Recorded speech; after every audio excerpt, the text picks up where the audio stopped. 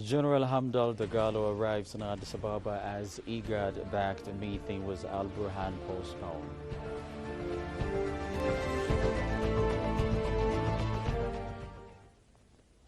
Greetings, Amaskid Umatnaf. Welcome to EBC World. General Mohammed Hamdan Dagalo, commander of Sudan's Rapid Support Forces, has arrived in Addis Ababa, Ethiopia.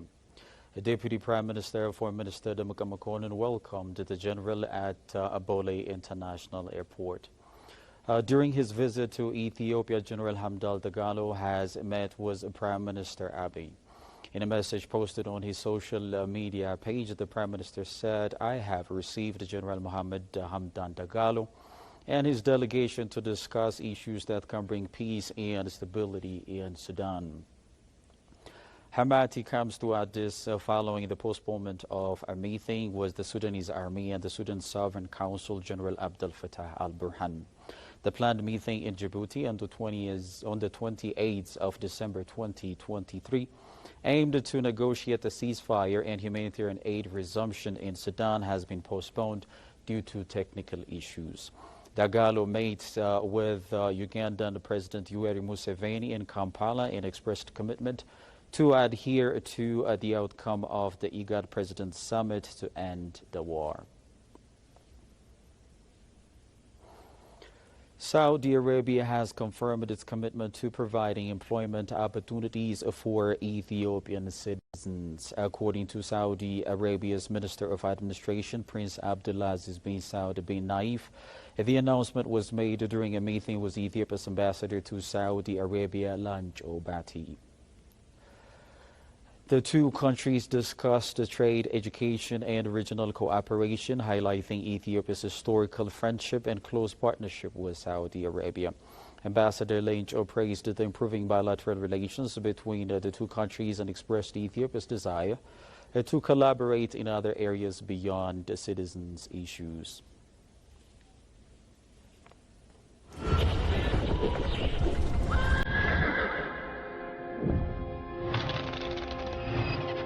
A very good evening to you, the beautiful view of Adama City.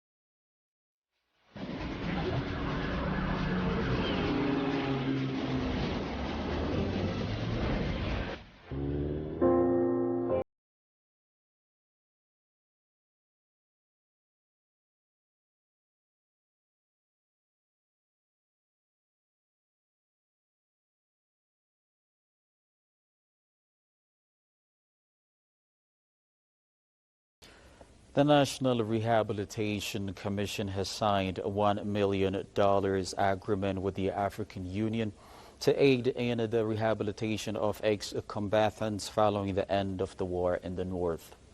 The agreement is aimed to support disarmament, disengagement, and rehabilitation of ex-combatants. Shagawi Mata reports. The National Rehabilitation Commission has signed a $1 million agreement with the African Union to support its efforts to rehabilitate ex-combatants. The agreement was signed by the representative of the African Union with the National Rehabilitation Commission, Commissioner Ambassador Teshome Toga.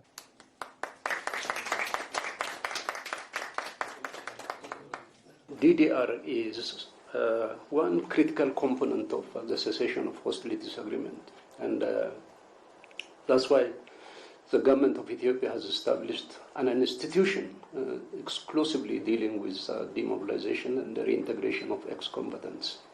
Now, it is about ex-combatants, but as both the State Minister and the Commissioner said, It's about sustaining peace in Ethiopia, and that's why we are focusing and giving due attention to the implementation of DDR in Ethiopia. It is remembered that the war in the north ended with a peace agreement based on the principle of an African solution to the problem of Africa.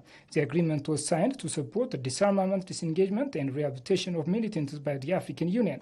On behalf of the chairperson of the Commission, His Excellency Musa Faki Mahamat, we are very, very pleased to be part of this historic making event. This, as you said, State Minister, is a defining moment, a boost to peace, to sustainable peace, a boost to Africa's commitment to African solutions to Africa's problems. It is obvious that what was achieved in Pretoria on the 2nd of November 2022, 1 year and 1 month since, is for us to be proud of. And that is why, symbolically, the African Union is very, very committed to making sure that the implementation of the cessation of hostilities agreement for lasting peace. Ambassador Teshome Toga stated that various parties have shown interest in supporting the work of rehabilitating ex-militants. Executive Secretary of the Intergovernmental Authority on Development, Workana Gabayo, extended his message in connection with the New Year and Independence Day of Sudan. In his message, Workana said, and I quote, "The hope for a brighter future burns strongly within us as we endeavor to restore peace and normalcy to the lives of our brothers and sisters in Sudan." The hard-won independence fought for by the Sudanese people stands as a beacon that we must safeguard from dimming. Through the enduring trials, the resilience of the Sudanese people shines brightly, reminding us that even this too shall pass, he added. Workana further reaffirmed that IGAD's unwavering dedication that persists until lasting peace and harmony grace the land of Sudan.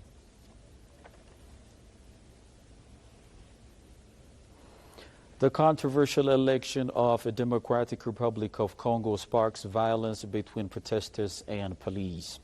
It is said that almost a week on from the general election, only a fraction of ballots have been counted. There were delays in the voting and doubts regarding its legitimacy. The opposition is preparing rallies and wants the results of the presidential poll to be overturned. Gosha Melissa has more from Africa News. Intense moment at the opposition party's headquarters in Kinshasa, some presidential candidates have rallied their supporters to reject election results which being tallied the Electoral Commission. Police surrounded the quarter of the area. A few young men want to stage a march on the street. Several policies, including police officers, are injured in the confrontations. Finally, this man comes out of the building waving a white flag. He has a message. The organizers want the truth, so they can't take the injured to hospital. Martin Fayulu has been inside whole time. He says security forces use live bullets. And this is not an election anymore. We will not accept the election and will never accept the result coming from there. Opposition supporters say this is just the beginning and they won't stop until their voice is heard. The Congolese government said Tuesday that the protest will be banned because it aims to harm the electoral process. The police also reported a few injuries among his officers. Some police officers were injured by stone throwing, and a few minors were injured by stone throwing by intruders, which is what we feared. And that's why we said we had to listen to the voice of the authorities, who had to take other necessary measures to control the protests.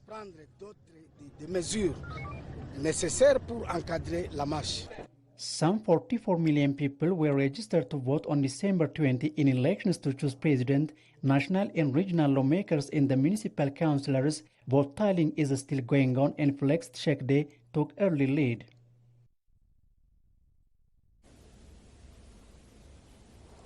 This has been ABC World. Let me now recap a top story of the hour before I leave. General Hamdan Dagalo arrives in Addis Ababa as IGAD-backed meeting with Al Burhan postponed.